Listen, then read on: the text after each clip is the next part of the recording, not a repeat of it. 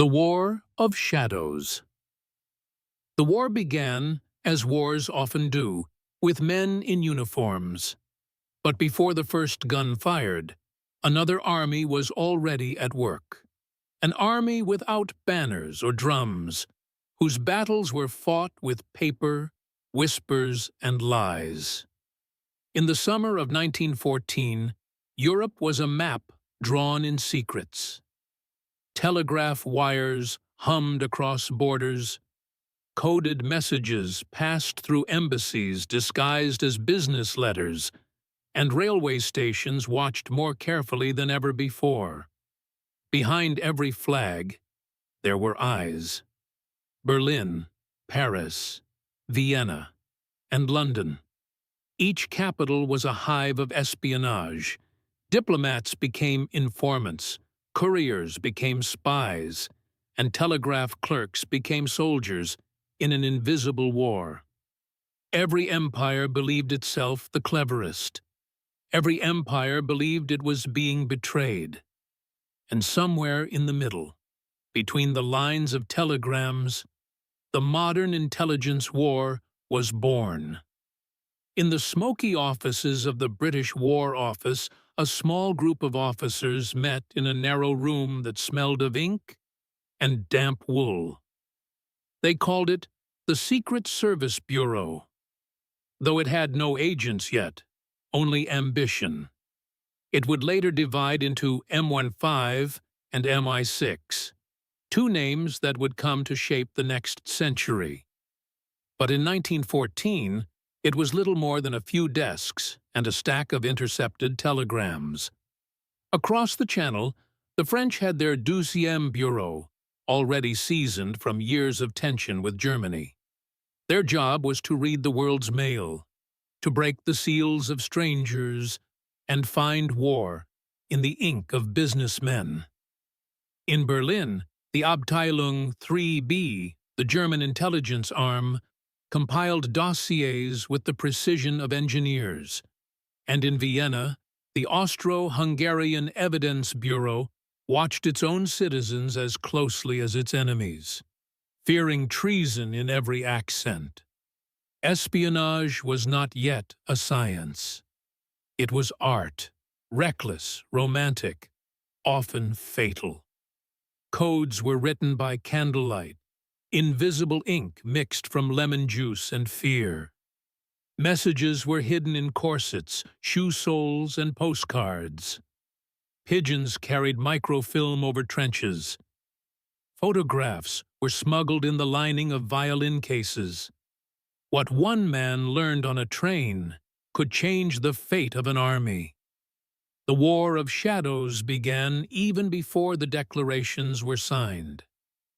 In Brussels, a German officer named Walter Nicolai sent agents west, disguised as tourists. In London, a handful of German businessmen vanished overnight. Some were spies, some were only unlucky.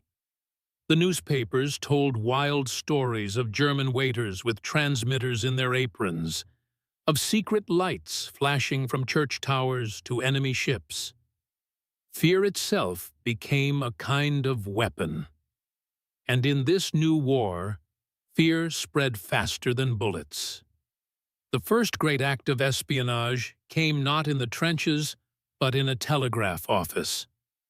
On August 4th, 1914, as the German army marched toward Belgium, a clerk in the British Admiralty intercepted a message, an order to German ships scattered across the oceans. Within hours, Britain's navy had the advantage. A single piece of paper had changed the balance of power at sea. Soon, every empire began listening to every other. Wires were tapped, codes broken, and secrets stolen. The British set up Room 40, a hidden office inside the Admiralty, where cryptographers worked in silence, deciphering the world's most dangerous sentences. Among them were school teachers, crossword enthusiasts, and linguists, ordinary people who became the quiet heroes of the unseen front.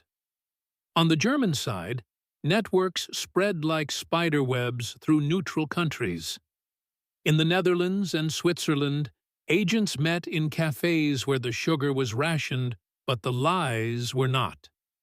Each side planted stories in newspapers, forged passports, and sent double agents to trade truth for fiction. The neutral capitals, Amsterdam, Copenhagen, Madrid, became crossroads of deception, places where a handshake could be worth 100 lives. Spying was still a gentleman's game, at least in theory. A man caught with the wrong papers might face prison, but not always a firing squad. There were rules, unwritten, fragile, easily broken. But the longer the war dragged on, the more ruthless the game became. Civilians were drawn into it, often without knowing. A postman in Lille might be shot for delivering a letter. A teacher in Warsaw might be hanged for a map she didn't draw. Some spies believed in causes, others believed in money, and some simply believed in survival. They carried their loyalties like weapons, concealed until the last possible moment. The British sent agents into Belgium, now under occupation, to watch the movement of German troops.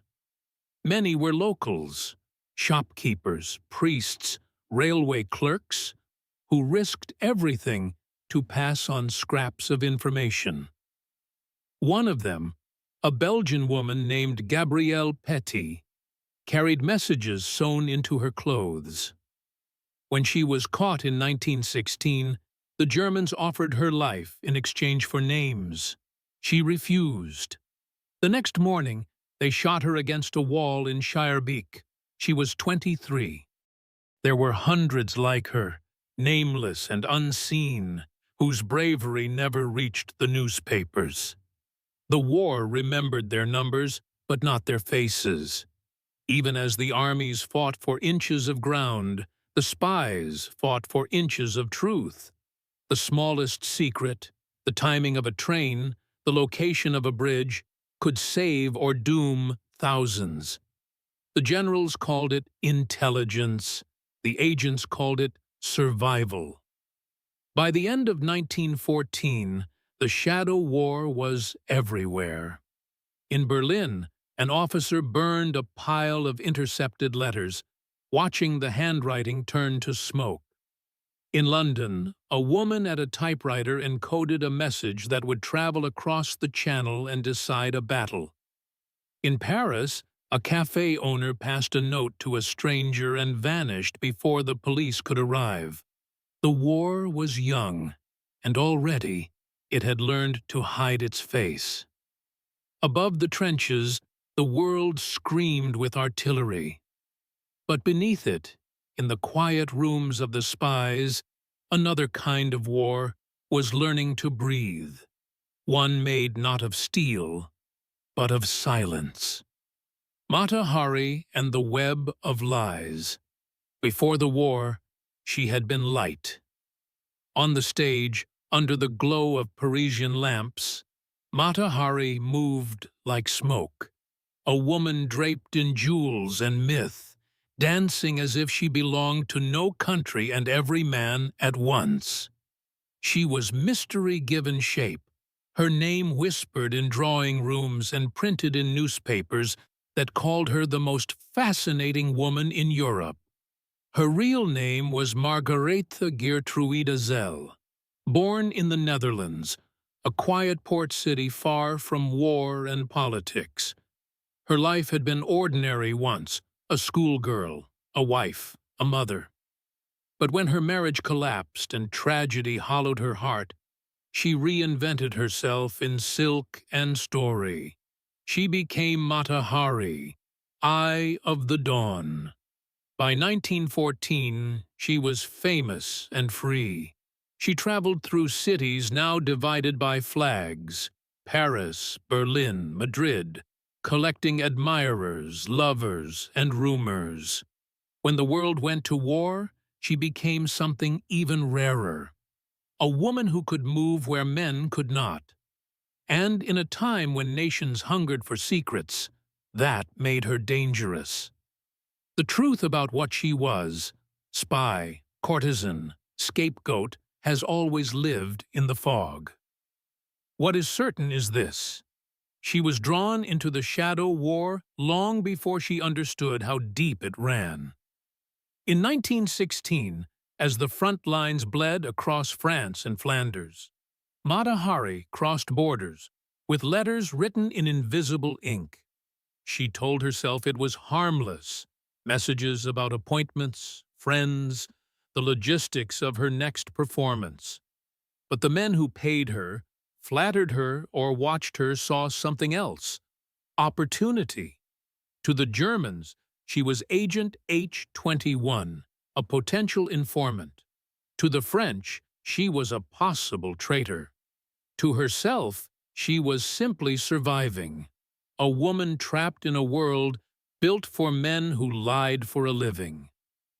In Madrid, she met a German attaché named Arnold Kalle, who claimed to represent Berlin's intelligence service. He paid her in cash for gossip: which generals were traveling to the front, which ports were open, which officers she had dined with. She accepted the money, perhaps thinking it was a performance, another role. The bills were marked. When the French intercepted Kalle's coded telegrams, they saw her name, or rather, a version of it: Agent H-21, now in Paris. The message sealed her fate. They began to watch her. Her mail was opened, her rooms searched, her friends questioned. She was followed from the moment she stepped off the train at Gare du Nord. The French 12e Bureau believed they had caught the most dangerous spy in Europe. In truth, what they had caught was a symbol, a convenient face for every failure and fear of a nation under siege. In February 1917, they arrested her at the Hotel Élysée Palace. She wore a fur coat over silk, her hair pinned high. The officer who placed her under arrest later said she looked tired rather than frightened. When asked if she knew why she was being detained, she smiled faintly and said, "Because I am a woman who lives freely." They took her to Saint-Lazare prison, a cold fortress where footsteps echoed like clocks. Her cell was small, her meals plain, her guards silent. Each day she was interrogated by Captain Pierre Bouchardon, a man determined to uncover treason, whether it existed or not. He questioned her for hours, demanding names, proof, purpose. She answered with dignity, sometimes with sarcasm, often with weariness. "Do you deny being a spy?" "I deny being foolish enough to be one," she replied. But the tide was already against her. France was bleeding at the front, and the public wanted someone to blame. She was foreign, beautiful, and lived by her own rules. Everything the war was destroying. Her trial was more theater than justice. Reporters filled the seats, their pens hungry for scandal. The evidence was thin: coded messages that might have meant anything, payments that could have been gifts, lovers who turned witnesses. The prosecutor spoke of betrayal. The audience saw a witch. When the verdict came, guilty of espionage, sentenced to death, she did not cry. "A spy?" she said softly. "A spy, perhaps, but for love, never for hatred." On the morning of October 15, 1917, she woke before dawn. The prison matron helped her dress: a gray suit, a white blouse, gloves. She refused a blindfold. "I want to see," she said.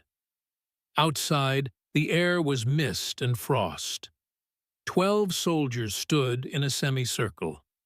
She looked at them, boys really, and smiled faintly. "Do not shoot me in the face," she whispered. The command was given. A volley cracked. She fell slowly, gracefully, as if bowing one last time to an invisible audience. The legend began before her body touched the ground. Newspapers called her the Mata Hari affair.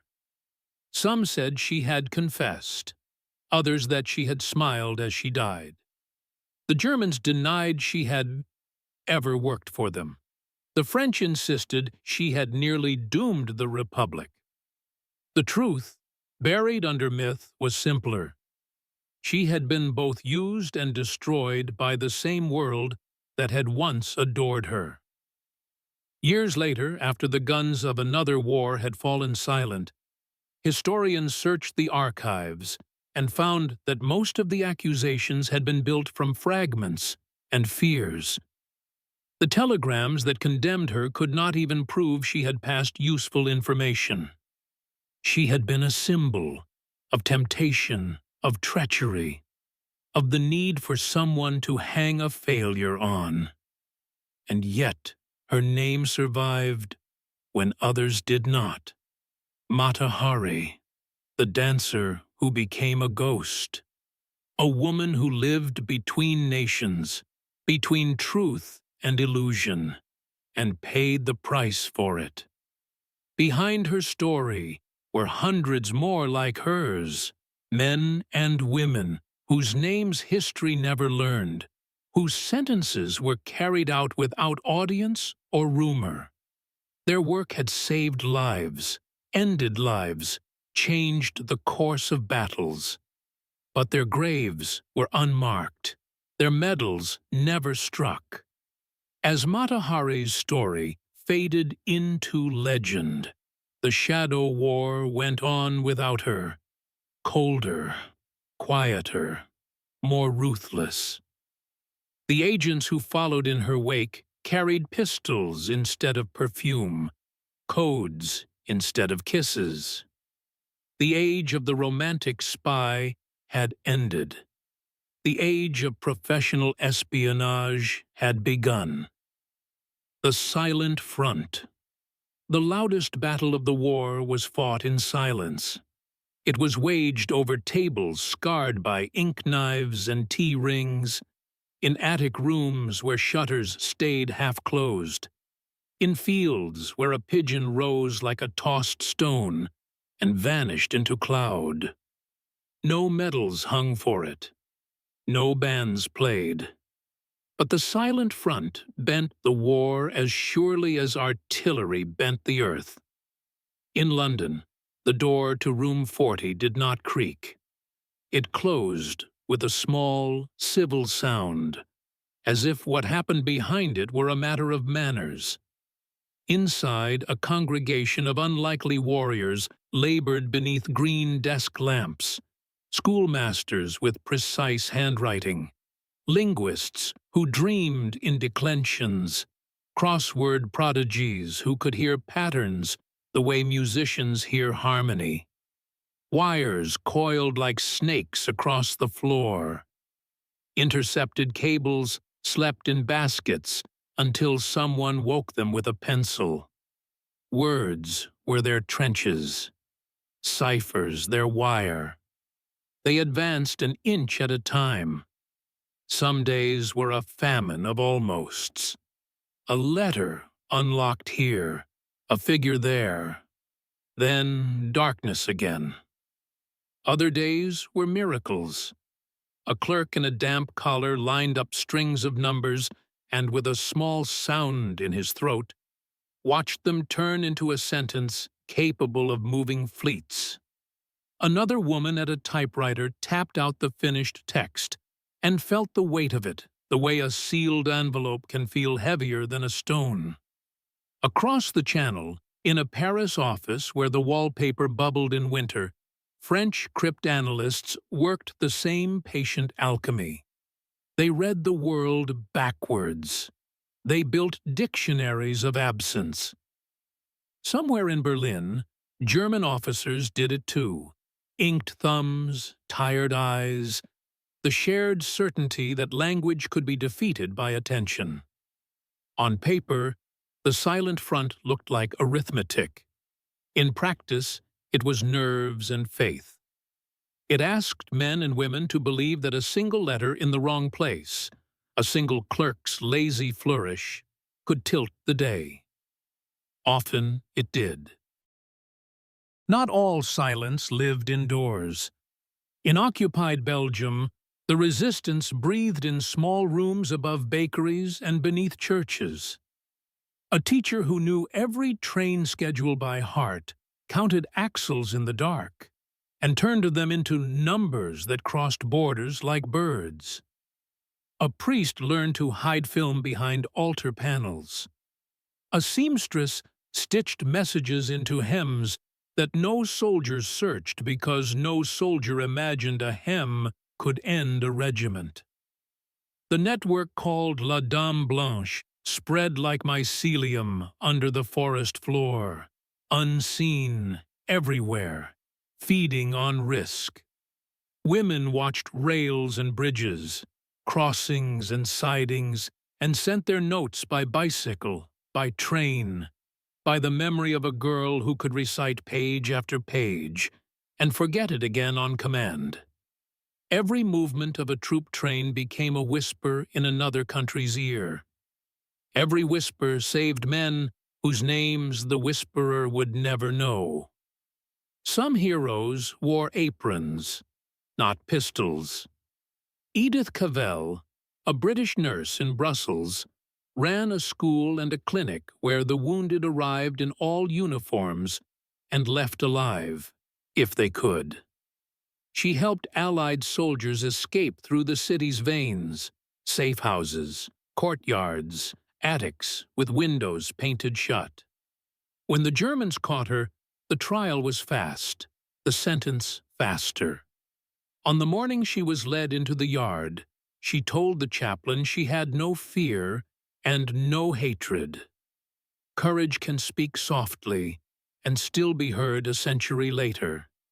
In the Low Countries and the Scheldt estuaries, a courier might carry a map in the sole of a boot, a microdot tucked under a postage stamp, or a code in the knitting on her lap. Knit 1 for north, purl 2 for east. More wool when the trains doubled. In farm kitchens, kettles whistled over secrets. In barns, lanterns swung like metronomes, keeping time for a heartbeat that could not afford to race. Wireless made new ghosts. Operators hunched over coils and valves, headphones biting into their skulls, tapping rivers of dots and dashes into the night. The air became a sea where ships of meaning sailed by sound alone. Direction-finding vans, black beetles with loop aerials, prowled the lanes listening, triangulating. A sender had minutes before the net awoke and closed. Many learned to pack their set in the time it takes a kettle to boil, to vanish with the steam. A few messages flew on feathered wings. Pigeon lofts sprouted behind lines and in attics under tiles. A bird that had learned the map of the world by heart could cross shell-torn sky when wires lay in mud and men lay under it. On one October day in the Argonne, a battered bird dropped from the clouds with a note that spared an encircled unit. The soldiers cheered a little gray life as if it were a ship. Later, someone built the bird a tiny coffin and found words small enough to fit inside. Saboteurs fought with fire and physics. In ports, men who knew engines as prayers slipped emery into bearings, sugar into fuel, sand into oil, and walked away. Across the ocean, sparks leapt on a Jersey night and turned into a sunrise no one had ordered. A dockyard roaring like a volcano. windows breaking 50 miles away. A nation learning that distance is not a moat. In factories, a hand turned a valve 1 notch too far. In a yard, a match did a work it could never tell its grandchildren about. Aerial cameras wrote their own scripture. Reconnaissance pilots flew stitching lines over the front. Glass plates stacked at their feet, hearts stacked in their throats. Back on the ground, interpreters bent over light tables and watched the earth confess. A new siding, a fresh gun pit, a road whitening with crushed chalk. Photographs became arguments generals could not ignore, the quiet rebuttal to optimism. The silent front had its own dead. A courier shot beside a hedgerow. A wireless man found because a patrol learned to listen for the faintest hiss in the night. A boy who never made it past the bridge because he had the wrong face on the wrong evening. Their funerals, when there were funerals, took place without uniforms or flags. Sometimes a grave had a name. Often it did not. The greatest victories of silence were sentences that never made the news. A cable caught in a London net and unspooled by lamplight told a story about ships and promises and a far-off republic with a listening ear. A week later, papers rustled in parlors across an ocean, and hearts leaned forward an inch. In chancelleries, men understood that a paragraph had moved a continent closer. Beneath all of it ran the ordinary bravery of continuity. The post kept coming. The train still arrived. A baker opened the shutters at dawn in a street patrolled by boots that did not love him, because bread is a kind of resistance that tastes like mourning. A school rang a bell on time so that children could learn the one lesson the war tried hardest to erase: that the world has a shape which can be remembered and, on good days, restored. The spies of the Silent Front did not call themselves spies. They called themselves teachers, priests, porters, mothers, clerks. They did not seek heroism. They practiced competence. Their work asked for small perfections under large fear: a straight seam, a steady hand, a right word to the right ear at the right hour. History likes its heroics noisy. The Silent Front preferred doors that closed without a sound. And still, the loud war listened to the quiet one. Batteries moved because a woman counted axles. An assault paused because an operator sent 3 extra dots, and a man believed them. A city slept because a map reached a desk before midnight. When the guns roared, the Silent Front bent and did not break. When the guns paused, it breathed once and began again. It had no banners to furl, no medals to shine.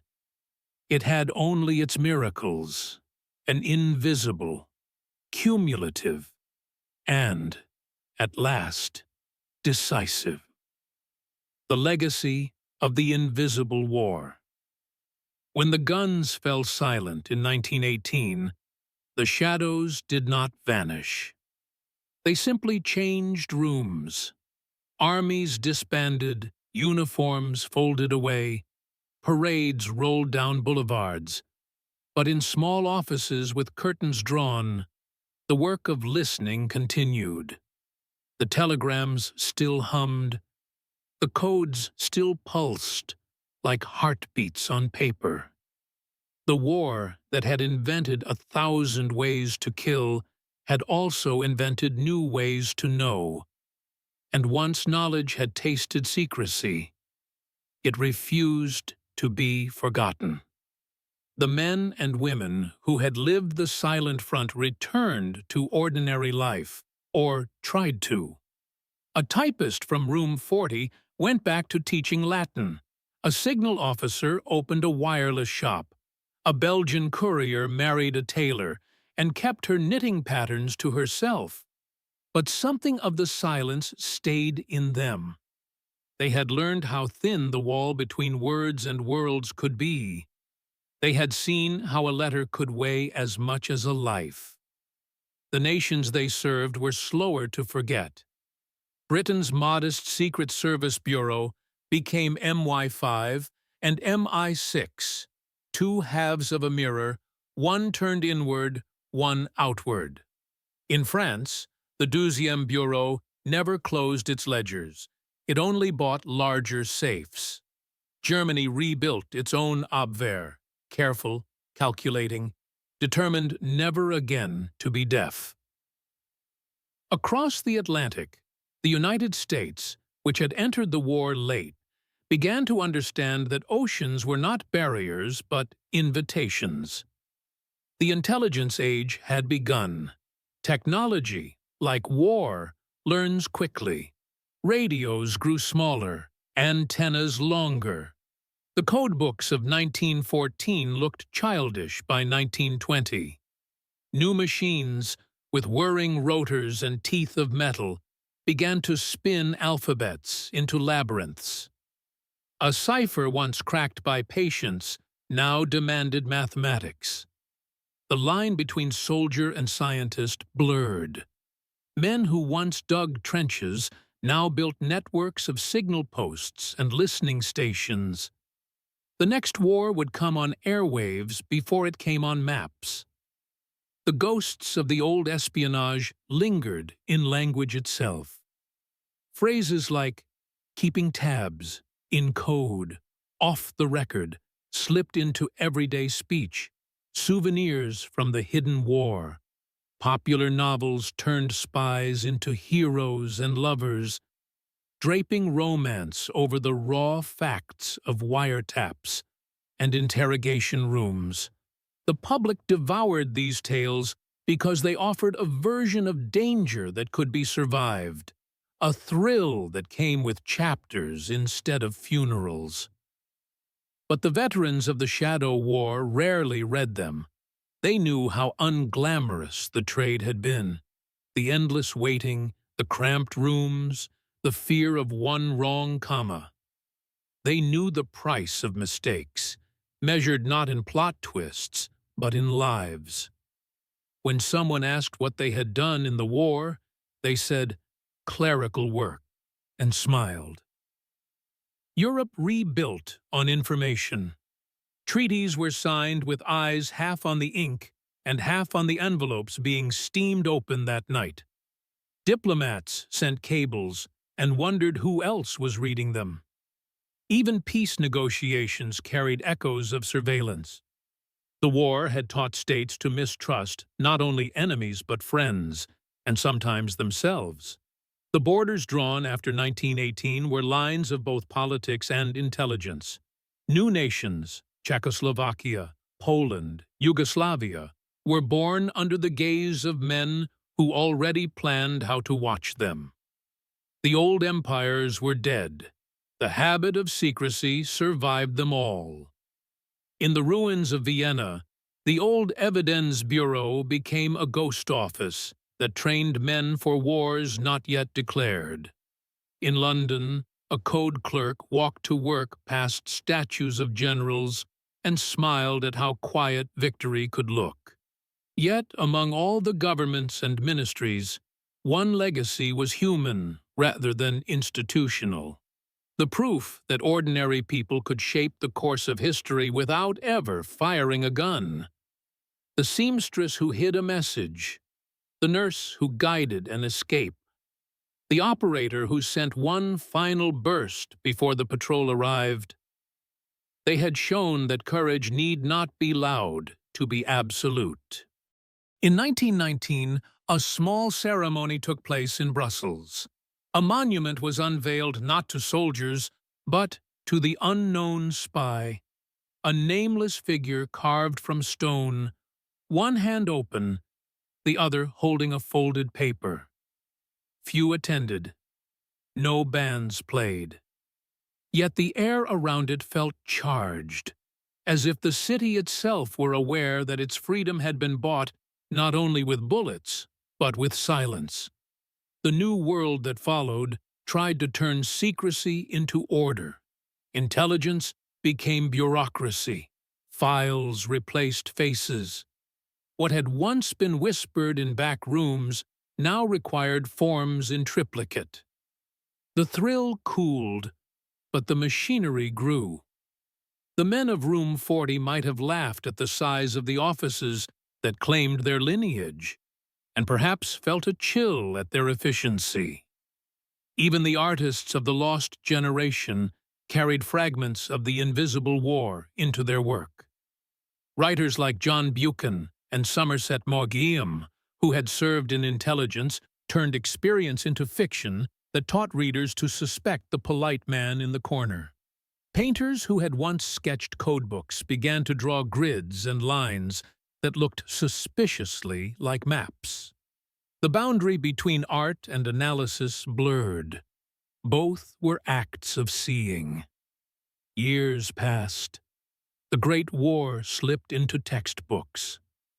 Children memorized the dates, the alliances, the names of battles. Very few pages spoke of the couriers, the codebreakers, the dancers who carried rumors across borders.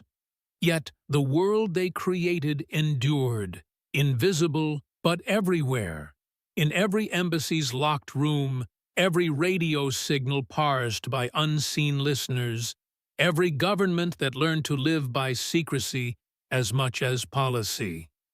When the second great conflict came, the lessons of the first were waiting. Ciphers hummed through the air. Agents crossed the same frontiers their fathers had. The difference was scale. The whispers of 1914 had become an orchestra.